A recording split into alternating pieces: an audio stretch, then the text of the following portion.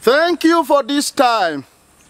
Evangelist Daniel Enyitobi. My name is Evangelist Daniel Enyitobi. I want us to discuss the Word of God together.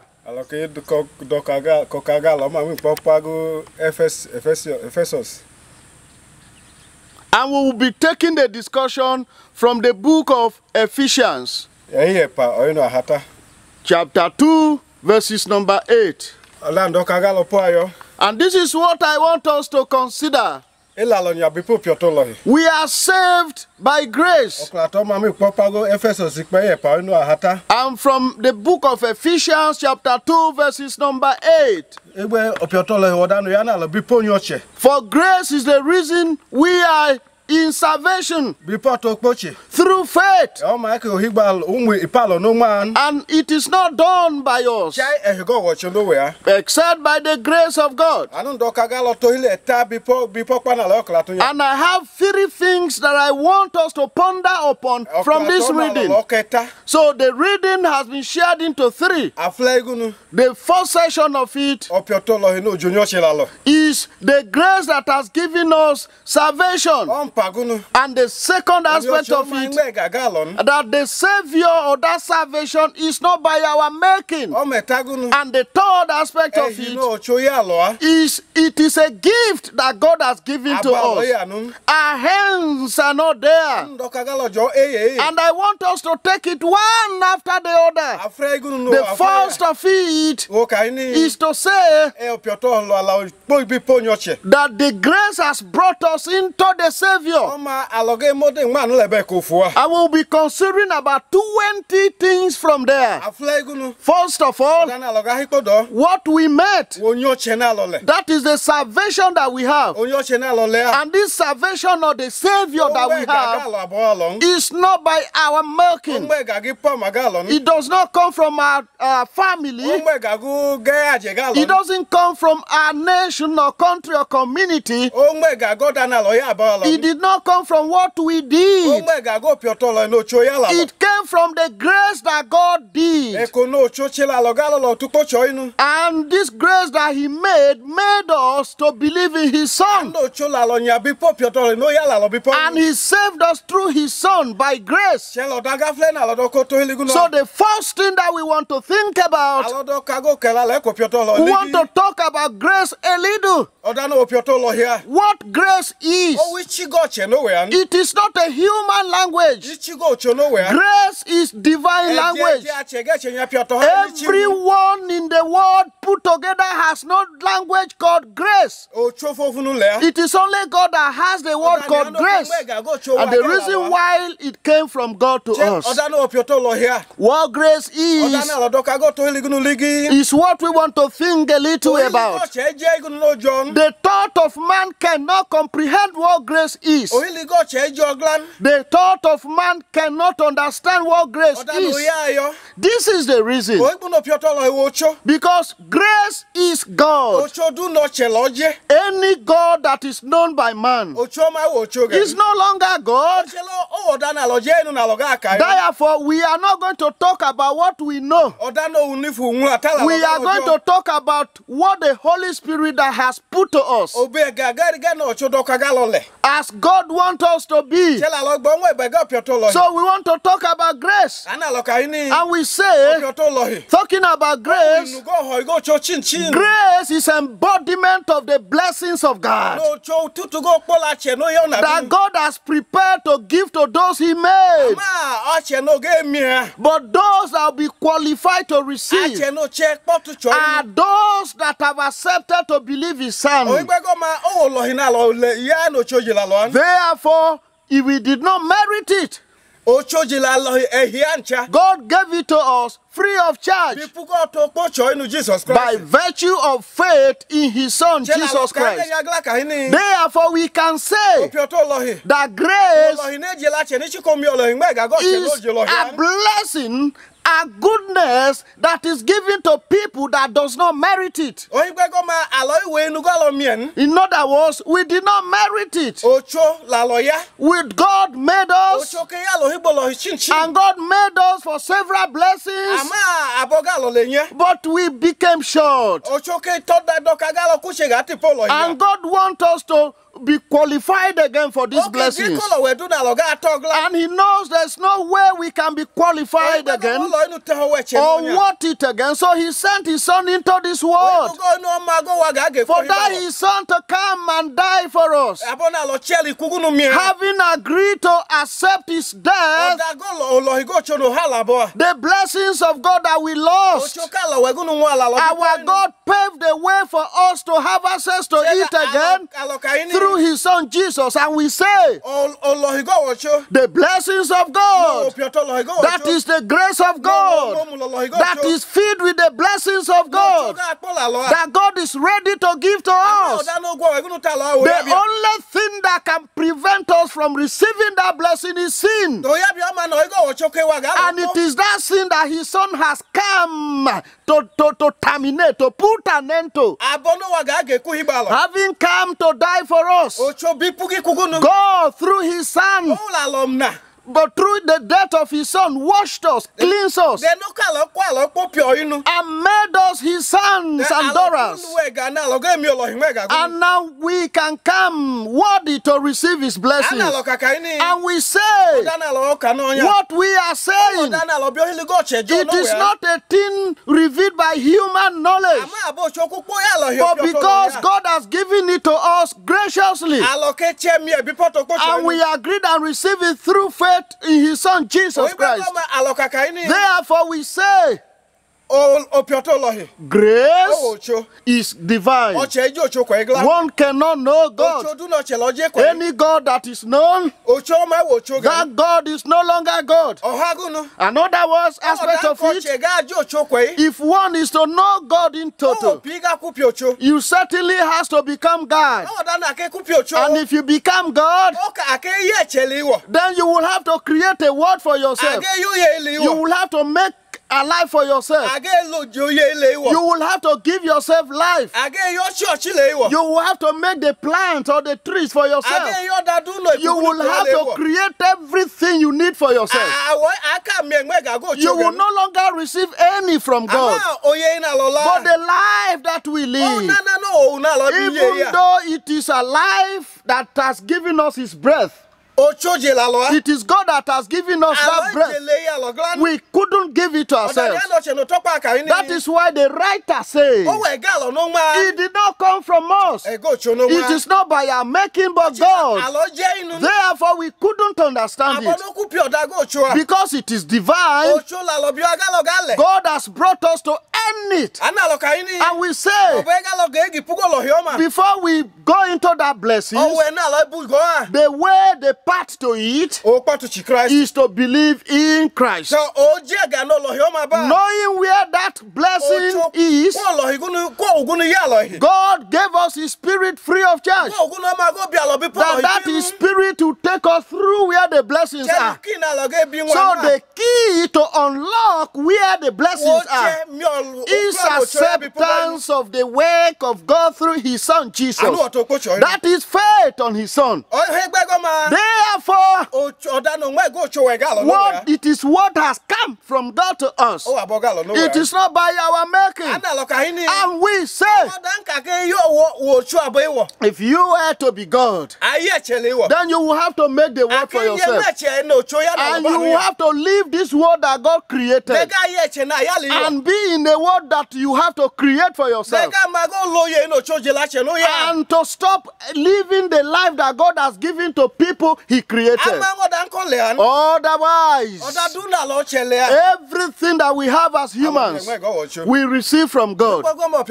Therefore, the grace is divine. It is a mystery of God. And we also say, This grace, the blessings of God is contained in it. And we want to give a little example.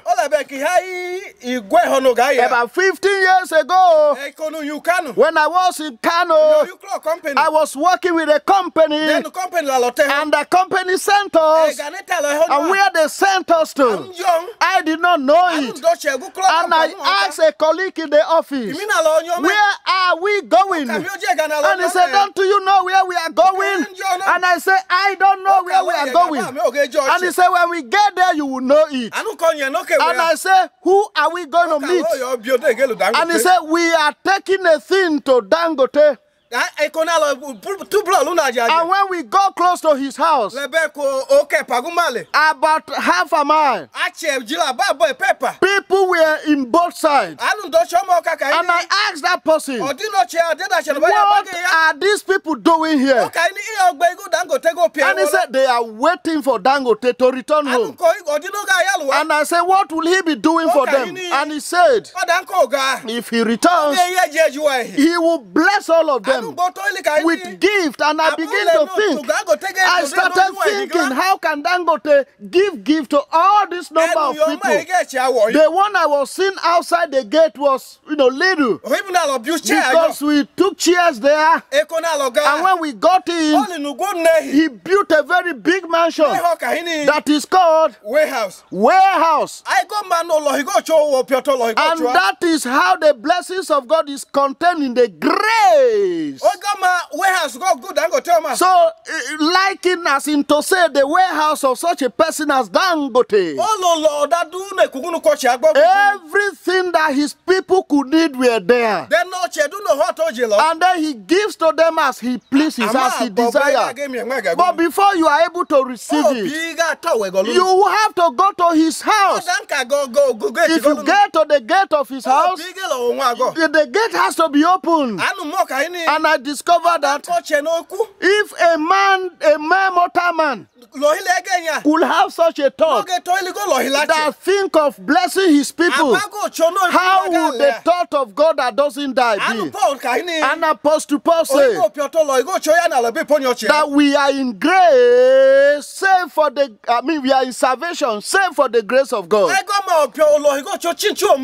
So the blessings of God are contained in the grace that God will give to us.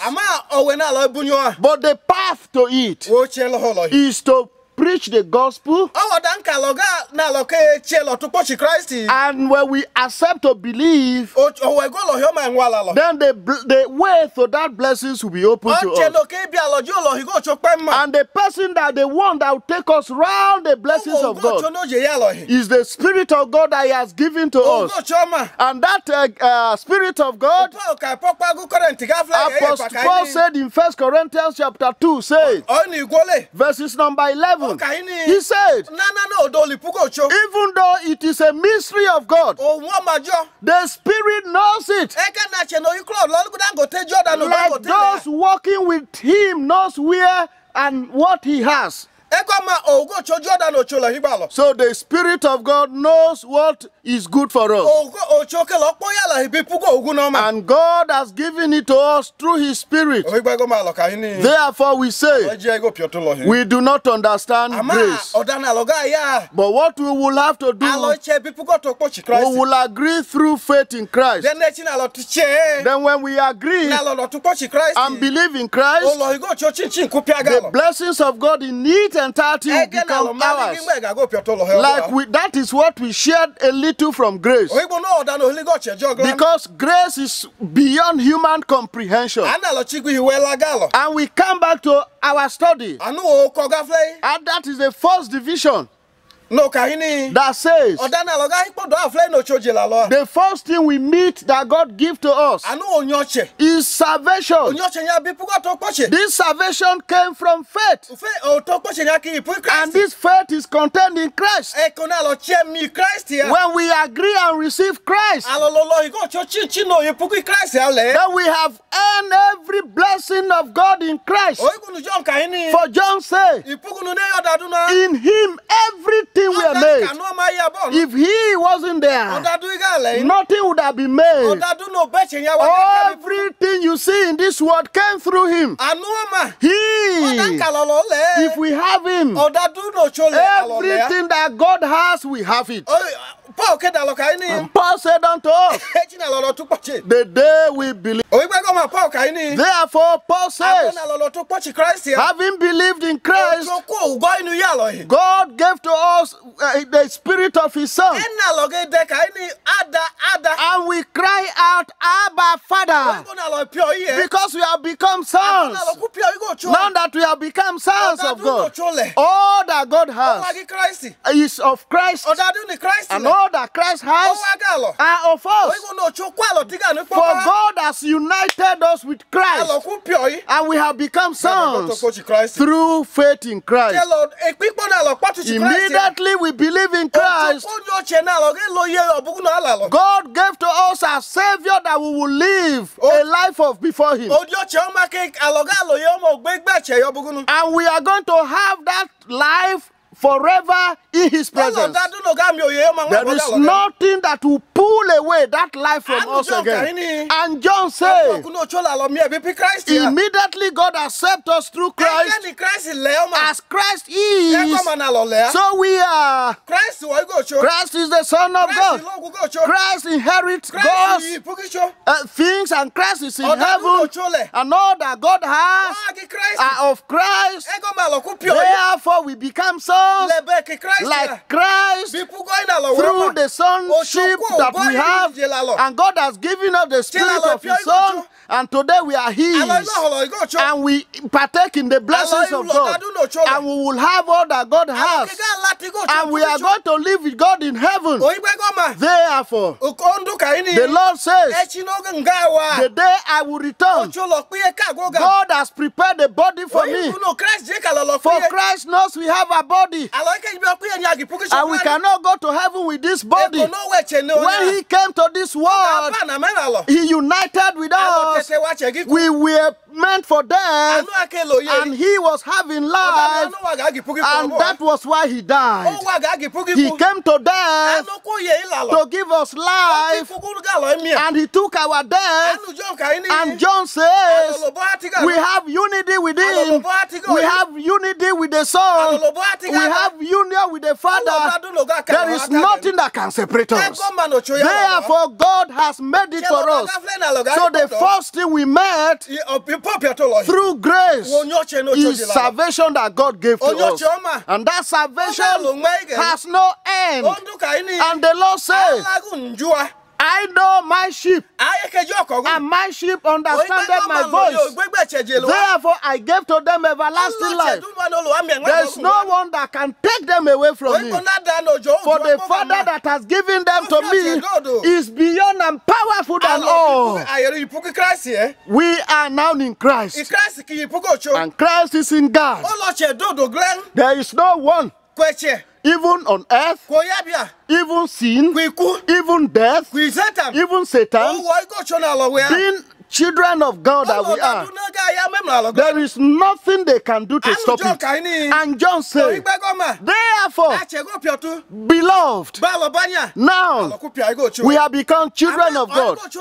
But being children of God, it is not yet made manifest.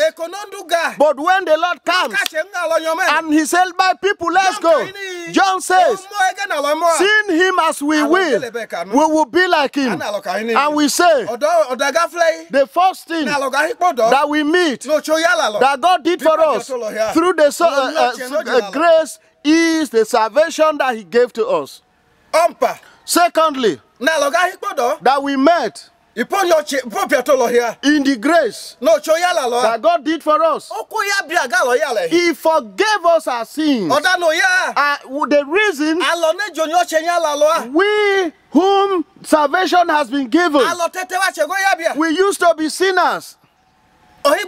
Therefore, being a sinner, God had nothing to do with us.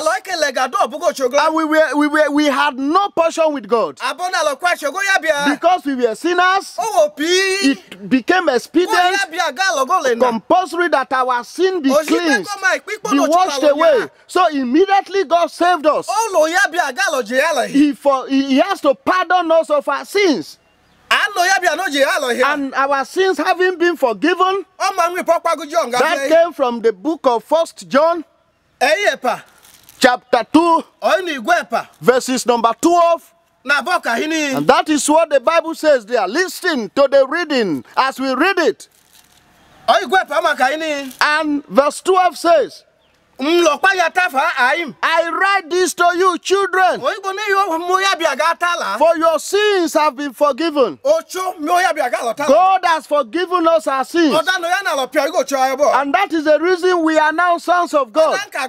If you could remember, when we were discussing Ephesians, that Paul was talking about the grace God bestowed on us. He said, it did not come from us. It is God that did it for us.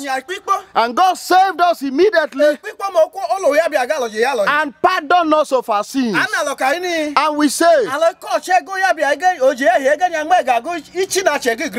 we study forgiveness of sin like this from one of the things the people of Greek does or do. Because they used to imprison people. That is the people that are guilty of their evil doing. But there is a language they use. And now, the king of the Greek as at that time, there are times he visits the prison. And when he visits the prison, he met the workers in the prison. And he told them, present to me the file of the prisoners. When the file of the prisoners were presented, and then the king brought out the file of John, and the pen or the paper that is used in pardoning of one sin, the handwriting or the statement or the write-up used to say, tetelestere, meaning I have forgiven him his sins. That was why John said, I write this to you for you to know that your sins have been forgiven by God. And the Greek king wrote that for John's sake, that I have forgiven him of his sin. John was in a prison. Before he was judged and taken to the prison, he was judged in the court. The news carried it. Paper daily carried it, even the radio. His name was known. If the king free him from the prison, how will people know that he has been pardoned?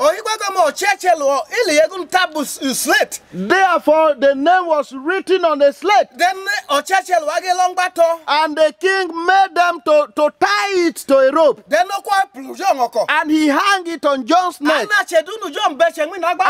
as John stepped out of the prison yard, as many that saw John, before they would say, oh, this is a convict, and they will now see a tapestry written on his chest saying, his sins have been pardoned.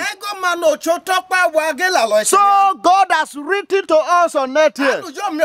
And John wrote, he took that letter and put it to us. For John now know that we are children of God, as the Holy Spirit revealed to him. And he said, my children, I write this to you for you to know that your sins have been forgiven. God has forgiven us our sins. If God has forgiven us our sins, who is he that can dare say we are sinners? So he said, now we are God's children, for God has pardoned us our sins. But in God forgiving us our sins, it is not one special good thing we have done. It is not one special work we did for God. It is not one big thing or great thing we did for God. God forgave us our sins through the grace of His Son. And that is the second thing we saw in grace. The third thing that we met in this grace, we whom God has forgiven our sins, we were supposed to be taken before the judgment of God. But through grace that God did for us, God justified us. And God having justified us, and we want to see the justification that we have in God. The way that God used in justifying us are through about 6 processes of 6 means. 1, in the grace that we read from the book of Romans. Romans chapter number 3, verses number 24. And it says, we are justified by grace through the Savior that is in Christ Jesus, or redemption that is in Christ Jesus. Let us remember every blessing that we receive from God, that blessing cometh from Christ, and it ended in Christ. For Christ is everything that God has. Christ is the fullness of God. Therefore, the justification we obtain, we obtain it through grace by virtue of redemption that is in Christ Jesus. We have no stand on our own, and we say all that we did, if we put them together for God to justify us through them, then we are shut off. We were not worried, not worthy to be justified of God's judgment, but through grace. The justification of God is different from every other judgment or verdict that is to be passed on earth. Why? Before you are justified, if you are reported or accused, so what we are saying, we said justification in the word court. Before you are justified, a letter will be written. Then you will have to go to court, and as you go, having been reported, then you will be questioned, then you will respond. During the cross-examination, then they will, from the data gathered from what you will say, the verdict to be passed on you. But these that we are discussing, because it came through grace and did not come through us, did not come through our eloquence, and it did not come through our cleanness, but God through grace, through redemption that is in Christ Jesus, because we are accepted to believe in Christ. Before we come to the courtroom of God, God had justified us, and it is free of charge, and there is no one again to charge us. And Paul says, this day there will There is no more condemnation for those who are in Christ Jesus. That is the third thing we met there. The second thing that we want to consider in the justification we obtain from God. Having justified us through grace. And the grace has made us to believe in Christ. And God justified us through faith in Christ. So we will be considering that from Romans chapter 5 verse 1. And this is the reading. You having been justified through faith. We should have peace with God through our Lord Jesus Christ.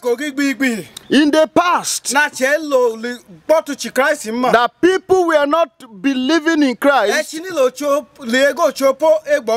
or in the old, the moment they hear the name of Jehovah, they will be terrified. Then everything they do is in fear. How would they do to worship God? That takes them to things that are not God, and they will begin to worship it. And here we see that God having justified us through faith, and that faith has given us the peace of God. We have no peace anymore, fear in us anymore, and that makes us to come before God. And He paved the way for us to speak to God. And He paved the way for us to call God our Father.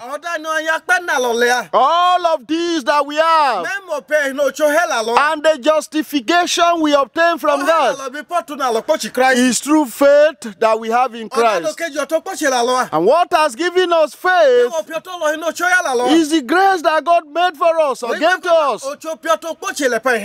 So God, through faith, justified us. The third thing that God used in justifying us, He justified us through blood. And we see that through the book of Romans chapter 5 verses number 9. And number 9 says, therefore, you having been justified through His blood, the salvation that God has given to you, He has saved you from a great wrath. We were waiting for the wrath of God, but when our Lord Jesus Christ came into this world and did the works of our salvation, and it is our salvation that took Him to the cross of death, and when He was on the cross of death, that He was pierced with nails, and He was pierced from the side, and the blood that came out from His works, when God saw the blood of His Son that is precious, and Peter said unto us, from our ancestors, from the things our ancestors used to do through different things, it is not from those things that God has used in saving us, but God has used the blood of His Son, the blood of the precious Lamb, and He saved us through that blood. And through the spilling of the blood of His Son, that blood came and cleansed our sins. And God, through His blood, we that are believers of Christ, because we know He died when He was on the cross of death, we know we were the ones there. The injury that was meted on Him, the injury that He sustains, we were the ones that ought to sustain them. The blood that oozed out was supposed to ooze out of our body, but because of us, our Lord Jesus Christ went to the cross on the cross of death, his blood spilled out, flowed out, and that blood cleansed us anew. And God now sees us as we are in his Son. It is no longer our own status. God, having used the blood of his Son to cleanse us of our sins, now in Christ Jesus, God sees us as we have no sin anymore. And he has accounted us to people without sin, because we believe in the Son. And it is that his blood he has used in justifying us. And we said in number 4, God saved us through power. By power through the book of Romans chapter 4, verses number 24 and 25. And there the Bible says,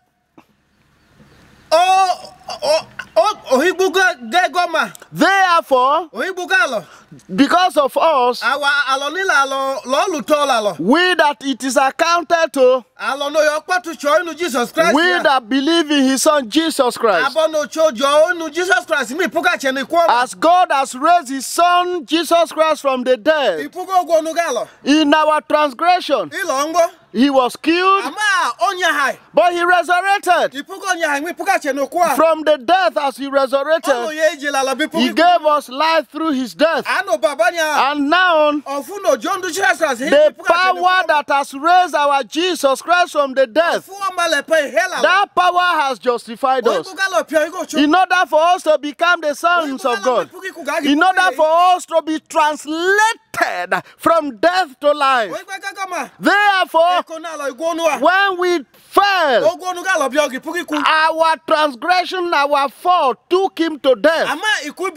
But death could not hold him. The power of God is like that. And it made him, it resurrected him, it raised him. And the power of resurrection, that power justified us, that we become people that now live in the presence of God forever. Therefore, God used his power, that is his power, that is God, and justified us. And we say, the fifth thing that God used in justifying us is God himself. God himself justified us. We will see that from Romans chapter 8, verses number 31, 33, and he says, who can condemn us or judge us?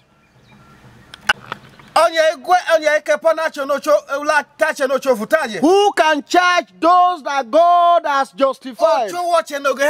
And it is God that justifies. So God has justified us. God himself that created us, he agreed that we believe in his Son. He used his divine power to raise his Son. And he has raised us with his Son. And that God has justified us. And we say, this justification, as many of us that believe in Christ, who are in faith now, where God judges, that is the courtroom of God. Benches were placed for God to judge people. In other words, the forum was created for judgment, and a person of faith was being looked for. One, you will see. Because God that judges, he has justified them. Who can now bring them to the courtroom of God again? None of them will be found. For God has justified them. Therefore, no one person that believes will be found in the courtroom of God. Because God has justified us. And we discovered that God himself was the one that justified us. And the sixth one, that is the last of the justification, that comes from the book of James, chapter 2, verses number 24. And there says, We are reading from the book of James. And verses number 24 says, and you see that one is justified from works. It is not only from faith. What James has to tell us is, before you make people to know that you have faith actually, because the faith is alive, that faith works. Faith that is active, that is alive, it produces works. And whatever that is alive, it does three things. It shakes, it moves, a living thing grows, and it grows, it moves, and it shakes. So therefore, from the works that we produce, there is no one that believes that will just sit like that and say, I have believed. Everyone that believes, every believer, demonstrate his works. Firstly, you will confess that you have believed. Secondly, you will see that he has become a minister in God's hands.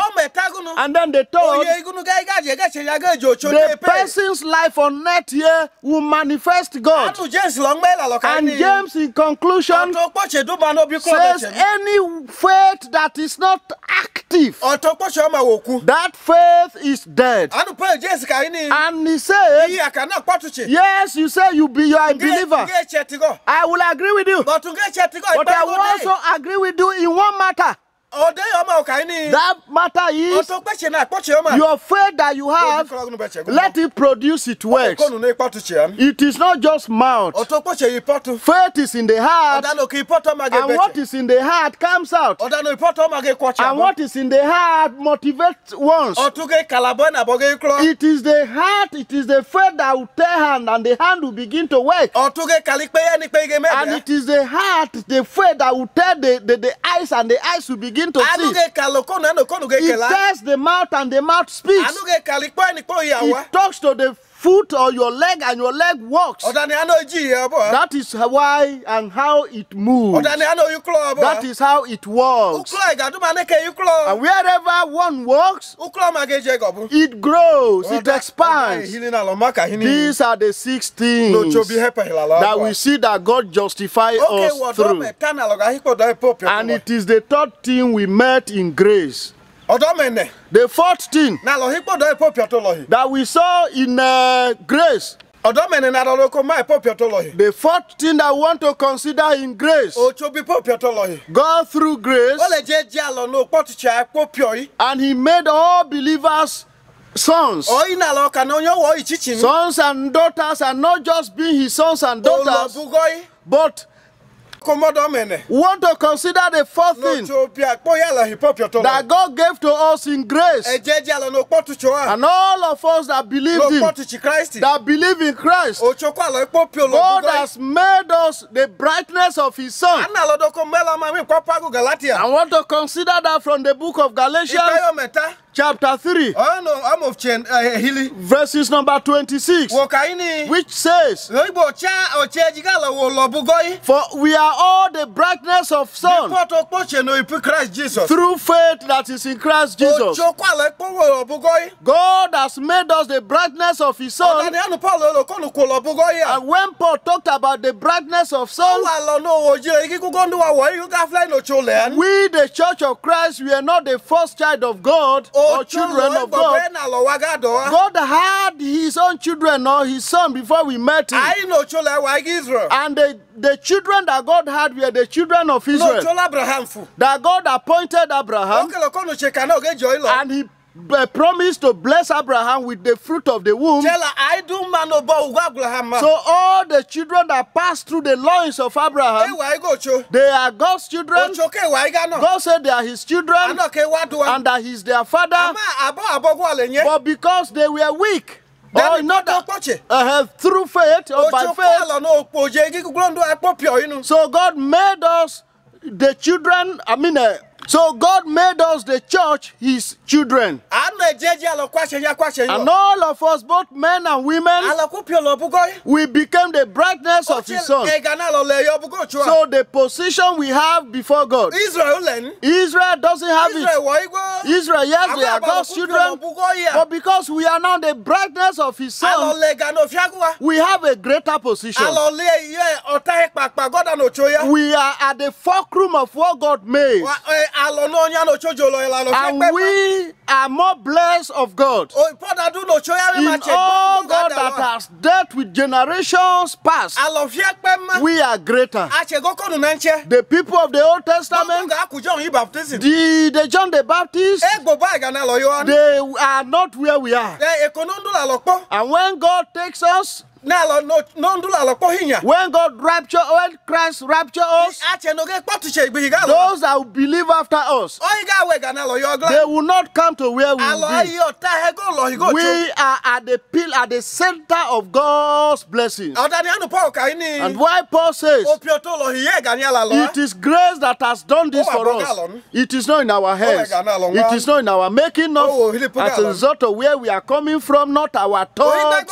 Therefore, it is a gift of God. And we say, we do think about this saying, making us sons that God has made us. It is like when the government of the world put task that if you don't have a child, there is a law that make a provision that you can go to the government to be given a child by virtue of adoption, even though that child has biological parents. Then you will speak to the parent, and the child will be given to you. And the government will give you a paper that from today, by virtue of the law of adoption, this child has become yours. But there is a thing there. This child will live where he used to have parents and leave his family. The parent that he used to have, he will have to lose them or miss them. All that he belonged to him in that family, he will have to miss it and come to a new family of this person that has adopted him. And God, through the blood of Jesus, has adopted us. We used to be a traditionalist. Yes, we belong to our tradition. So our tradition took us to where we could not obtain life. Our forefathers that were not believers, they started in death and ended in death. But today, through grace, through Christ, God has made us the brightness of sun. So today we have a portion in the household of God. But brethren, what we want to say is this: you that is a believer today, why wouldn't you want to miss where you used to be? God has become your father. All that God has, you are supposed to forget where you are coming from and then join the household of God. If you have come to the household of God, this household of God belongs to you forever. Where you used to be, God has adopted you and you are his child now. That household, they used to kill them. Death used to dominate them. But this new father that we have in faith, who has bought us for himself, this father doesn't die. The inheritance we have will not perish. Where he will keep us will not die, and we will be with him till eternity. And we discover that because we don't have time again, we have to stop here by saying, God gave 4 things to us that we saw, that we met in grace. But we discovered that it's like about 20 things there that we have thought of this time by the power of the Holy Spirit. If you keep reading through the Holy Spirit and you go to the book of Ephesians, Ephesians chapter 2, verses number 8, and you read it, the Holy Spirit will give you more to understand. But we will pause here within these 4. From 20 that we mentioned, or from the 20 that I want to discuss. We have discussed 4, I will stop here. May God bless His word. Thank you very much.